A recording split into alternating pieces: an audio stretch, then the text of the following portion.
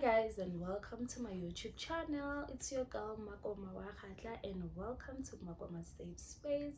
If you're new here, please press that subscribe button, hit that like, and interact with me in the comment section, and also press that notification bell so that you can be notified every time I post a video. And if you're a returning subscriber, thank you. So as I said in my last video that I will be doing a get to know me tag, and I asked you guys to send me the questions. Some of you did send me the questions and I wrote them down here, and I will be reading them as I answer, and then when I'm done with them I will share a little bit of my salvation story. So without any waste of time, let us get right into it. So the first question is, what is your full names? My full name is Makoma Ingrid Kata. How old are you and when is your birthday? My birthday is on the 5th of March and I am 30 years old. Married or single? I am single. When did you get saved? I got saved in 2009. I will share a little bit about that in my salvation story. How many siblings do you have? I have one. I have a big brother. What are your plans for your channel? Okay, the reason I started this channel is so that it can be my safe space. I just want to share my testimonies here.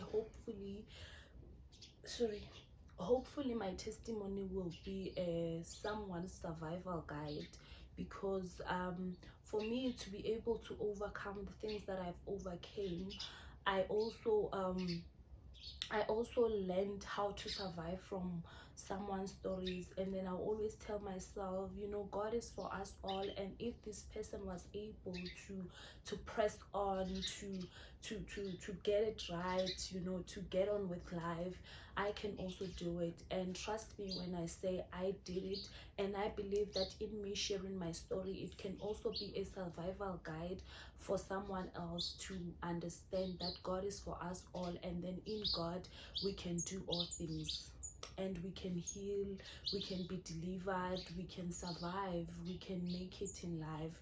And yeah, I think that's basically why I created this channel. And it is also it's my safe space where I can share my weaknesses, my strength. I can talk about anything, like, without fear of being judged, fear of being belittled. So yeah, that's just basically why I created this channel. How many siblings do you have? I have one big brother. What is your favorite food? My favorite food is everything traditional. I am an African girl who loves mopane worms, mashonje. I love, you know, those traditional samp with nuts, the brown one. I love that samp, like, any day, anyhow. And I also love toasted bread, guys. Like, I love toasted bread. What is your favorite color? My favorite color is this one. My favorite color is gray. Your favorite song? My favorite song is by Matima Muremi. No, Matima Gavu. Mrs. G, Make a Way. Your favorite Bible verse? My favorite Bible verse is Romans 10 verse 11, that says, those who trust in the Lord will never be put to shame. Because every time it reminds me, whatever that I'm going through in life, whatever that I face, everything is working together for my good. Even if I feel like things are not the way that I want or the way that I expected, they will happen. Even I feel like things are not working in my favor, but as long as I trust in the Lord, I will not be put to shame. I will not be embarrassed, because those who trust in the Lord are never embarrassed. God is always on my side as long as I trust in Him, and then things will work for my good. Yeah, that's my favorite Bible verse. What do you do for a living and what did you study at school? Okay, I am a 9 to 5 hand. I am working. Unfortunately, I cannot disclose the position or the company I am working for, but I am working. And I studied correctional services management at the Tshwane University of Technology. Which activities do you do at church? What I do at church, I do pretty much everything at church. I am very active in the house of the Lord. I like participating in the house of the Lord because I feel like it keeps me grounded. I feel like it keeps me grounded. And okay, what I do, to be specific, what I do is sometimes I'm an MC and I read Sepedi Bible. So that's just something that I'm very consistent with. Other activities, I do them here and there, but what I do every Sunday is reading the Sepedi Bible. How many kids do you have? I have one. I am a mother of a one smart, handsome, and hyperactive baby boy. What is your biggest fear? My biggest fear is losing any of my family members or close friends. I fear losing people around me because I don't do well with loss. So I am still trying to figure out how to survive from losing the people that I love, that I have lost. So I still haven't mastered that. So I feel like I cannot afford to lose more people, because it's a journey on its own, and I haven't figured out how to navigate through it. So I fear losing my friends and my family members. So these are some of the questions that you guys have sent me. Others were the same, so I had to just summarize them. Yeah, so thank you guys for the questions. Hopefully later on in the channel we will also do another get to know me tag. And I know some of you have questions but you have not sent them through, so I believe that later in the channel you will feel free to send them, and then I will answer. I hope I answered your questions right. I hope I did well. So thank you guys. I really appreciate you interacting with me. I really appreciate that. So without any waste of time, I am going to share my salvation story, my ups and downs, and so as I've said, that I got born again in 2009. I was in grade 10 then. My sister definitely invited me to church. I think I didn't go the first time, but there was a conference. I think it was September, October. There was a conference. She invited me, and then I attended the conference. I got born again there, and later in the year we got baptized. It was nice, and I am so grateful that I got born again in that church, because I learned how to pray. I learned how to read the word of God. They taught us the word, they taught us how to pray, they taught us how to discern. Like, they taught us basically everything that I needed to know as a Christian, and I am still holding on to that. So I am really grateful for the foundation. I am so grateful that I got born again there, because like I'm still holding on to it. Like, I am so grateful. So as I said, I got born again when I was still I was in grade 10. So in my high school years, yes, I was Sister Fire. I was praying in tongues. I was, and that's just how my life was now. Like, I was very prayerful. I was always reading the word. I was, and then my family members, my brother and my mom, joined the ministry too. Like, it was just so good. It was so nice. Like, now we are a family of prayer. Like, we are born again. We love God. We believe in God, and everything was just, going as it should be. So in 13 I went to TUT, and I did my first year there. Sorry about that, I felt like I had something outside. Hi guys, sorry about that. I had to cut the video because there was just a lot of movement outside.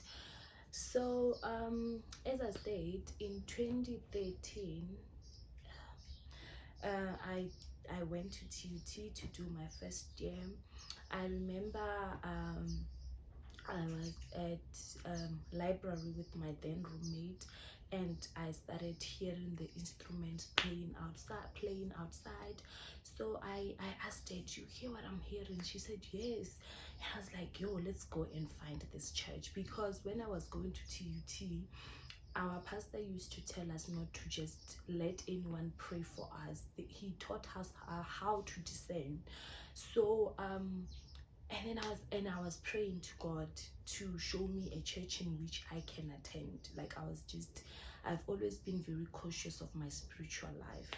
So we left library, we packed our bags and then our books, everything, and then we left. We looked for the church. We followed the sound of the instruments. So we found the church. We attended the service. Oh, it was so nice. I remember, because I trusted God so much. I still do now. I trusted God so much. I said this little prayer that, "God, if this is the true church, please touch me." Okay, Shabu.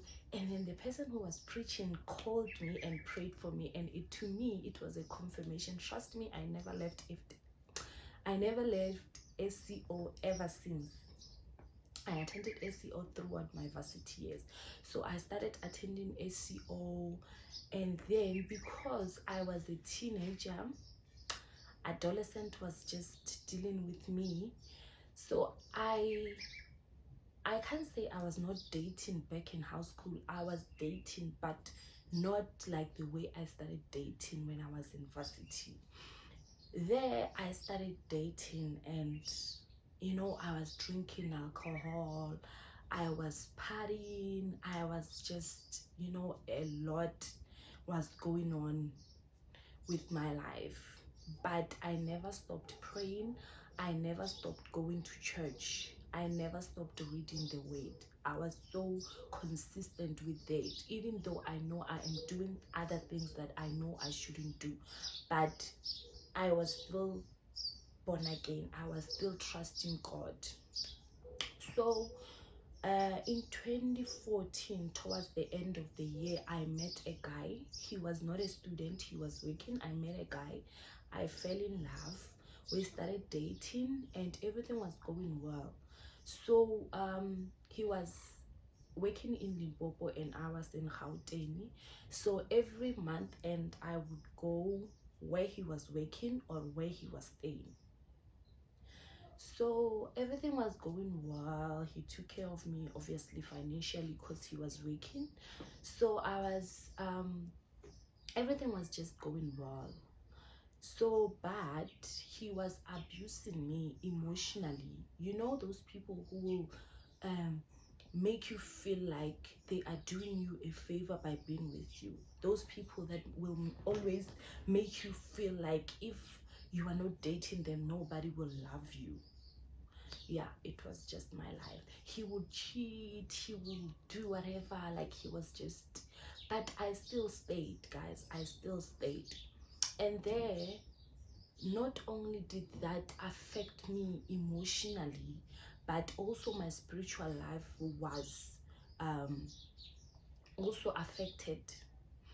So what happened was, in 2017, no, in 2016, a month after I graduated in April, and then in May I found out that I was pregnant.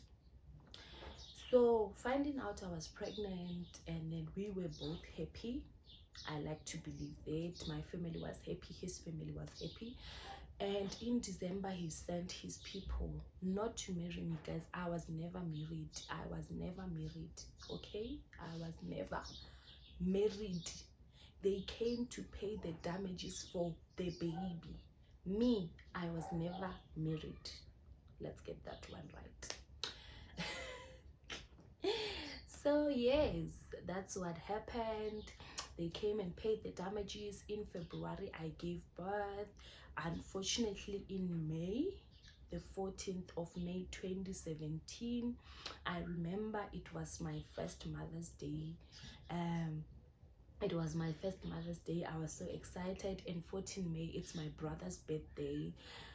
But unfortunately, we lost our daughter.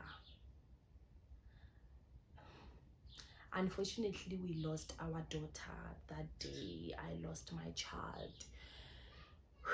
Yeah, that's a story for another day. I know, I believe I will gather the strength to share what really happened that led to her death. But for now, okay, may her soul rest in peace. And yeah, so what happened was, well, we lost our daughter, and then few days we buried her, and you know, that whole process. So me and the guy, we were still close. And okay, because I gave birth when I was still at his place, so the baby was buried at his place. So yeah, so I think a month or so I went to visit him where he was working. So I remember this one day, guys, I was crying, you know, I was crying. And then he asked me, why are you crying? I said, no, I miss my child. He said, but she's gone. For how long are you gonna cry? You guys, like I was so broken, but I had to be a big girl, you know. For a moment I thought there's something wrong with me for mourning my child. There's something wrong with me for grieving. Like I thought, you know what, let me just stop this thing. Like just accept that Litlaonolo is gone, she's not coming back. I must just be a big girl, be strong, and move on with my life. And I did exactly that.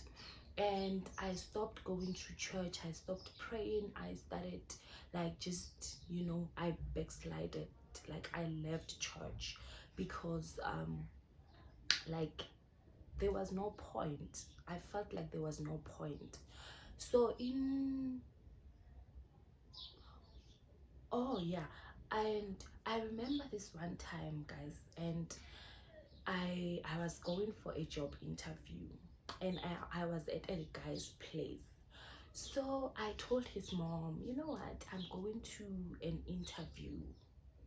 So what happened was, no, I told her, I asked her, yo, guys, I asked her to pasha for me. I asked her, or bampaseje,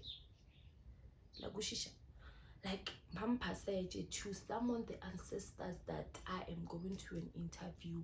That time the ancestors don't even know me.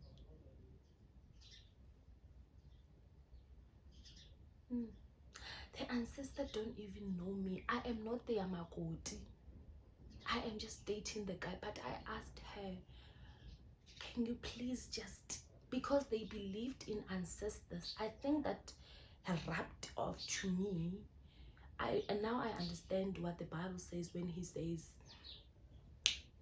bad company ruin good character, when you say light and darkness cannot. So I started believing in the ancestors that I don't even know. That's just the worst part of it. So she did that. She was a good woman. Like she was a good woman. Like that woman, I still respect her to date. So she did that, and Mina, I went to an interview. I don't even remember if I got the job or not, but I asked her to just patla for me, you know.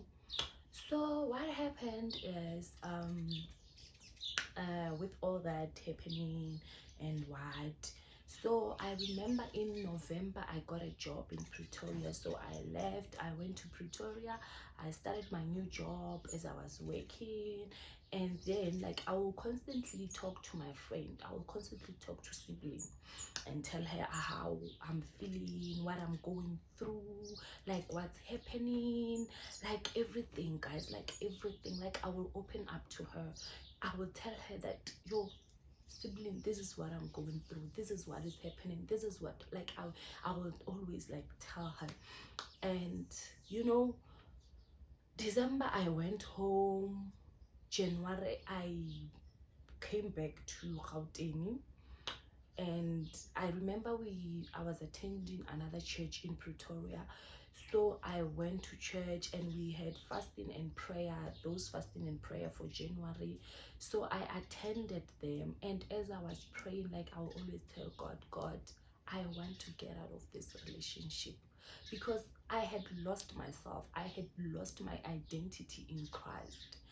So I was no longer a Christian, to say, like and I was just like, you know what, I don't want this life anymore. This is not who I am. This is not how I want my life to be. This is not me.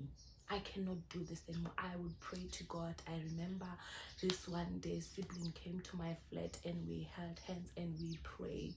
And we prayed. And that January, there was a Sunday, I woke up and I was like, you know what, I am done. If I don't do this thing, nobody's gonna come and do this for me. So I woke up, I took my phone, and then I wrote a 72 pages text. I texted. I told him how he has hurt me, how what he's doing is affecting me, how I'm feeling, like everything. Ne? I sent to the guy. Trust me, he did not read that text.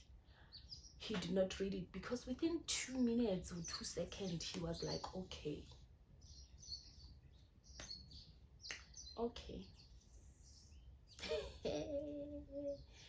yo, like I was finished, I was done. And you know, I got ready for church. I went to church, I cried, and people thought, yo, this sister loves the Lord, she is in the spirit. And no, I am, you know.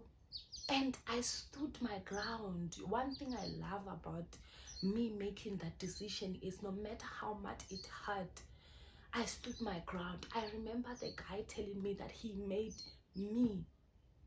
Guys, like this guy found me on Gili University. Like everything was going well in my life. My family was taking care of me, and he comes and tells me that he made me.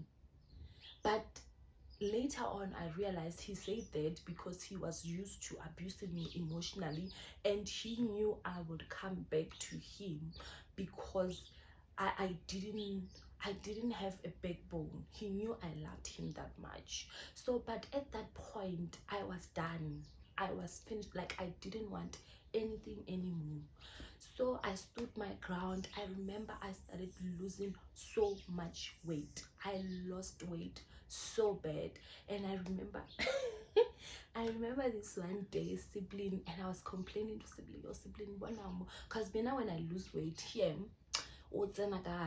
like what's an agari, and like it's just so obvious. And sibling was like, yo, don't worry, these are called withdrawal signs, you will be fine, it's a process, you will be fine. And I believed her, and she was telling the truth, because look at me. So yeah, and then I left the relationship, guys. Like finally, that was just, I left the relationship. I remember I went home, I sat my mom down, and I told her everything that was happening, everything that the guy did to me. You know, my mom, like I literally saw my mom, she didn't cry in front of me, but I could see her heart breaking in pieces. And at that time, because I was always at the guy's place, and most of the time I was at the guy's place, my place, Pretoria, you know. So I had some of my things that I had left at the guy's place. So my mom, the way my mom was so hurt and fed up, she said, I will buy everything. I will buy new clothes, I will buy everything. don't go to that place and take everything. So I left my clothes, I left my things there. I don't know if they're still there or they burnt it. I don't care what they did with my things. But one thing I know is I thank God I am done with that relationship. So my mom said, no, take a bath, let's go to Plaza and let me buy you, let's go to Mr. Price. And then we went to Mr. Price. I bought things. You know, I was always with my mom. Like, me and my mom were besties. Like, so what I did was I went to therapy. Yes, after that breakup, because now I didn't mourn my child. I didn't mourn the loss of, I mean, the pain of losing Ihlogonolo. Now I am mourning a relationship that I thought it's my forever, that I was being emotionally abused, that made me lose myself, that made me not believe in myself, that made me cut out, like that made me stop being a Christian. So I was dealing with a lot that I decided, no, I am going to go to therapy. So I went to therapy. I started attending therapy, and then I went to my pastor, and then I told him what happened. He prayed with me, he prayed for me, and yeah, and then I went back to God. But before I went back to God, I remember I was still in Pretoria, and at the church that I was attending, they said those who want to get born again should come in front and receive Christ. Though I was born again and I was baptized, I went. I felt like I needed to do that again. So I went, I received Christ again, and yeah. So I started attending therapy. I started attending church again. I went back to the Father, and trust me when I say Christ healed me. It took years.